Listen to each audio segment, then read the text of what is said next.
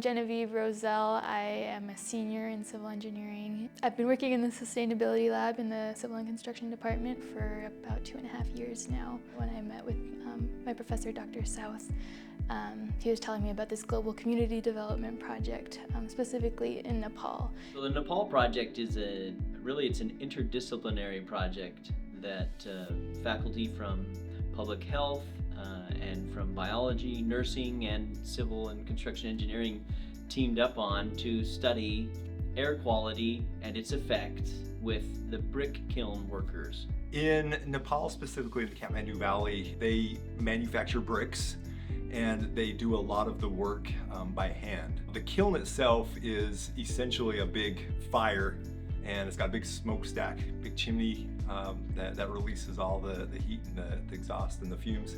Our group got involved in it because we recognized that there were a lot of different issues that these brick kiln workers faced. They live in pretty low quality houses. A couple specific projects that we're working with in the immediate future. Is there a way that we can pretty economically go in and retrofit these houses?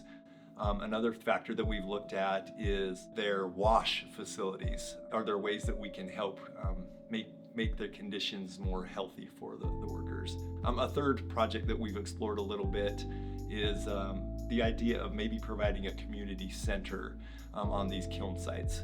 A lot of times those technical components are easier to solve than the broader social issues. One of the central things that we hope to have accomplished here, that we can go into those communities, quickly understand what is at the root of their challenges, how are they perceiving that, and then have this framework that helps us think about what are the right kinds of solutions that can address the maximal number of social problems, and could really get a grounded understanding of what it is these brick kiln workers and their families, our brothers and sisters, are exposed to, and how can we really serve them.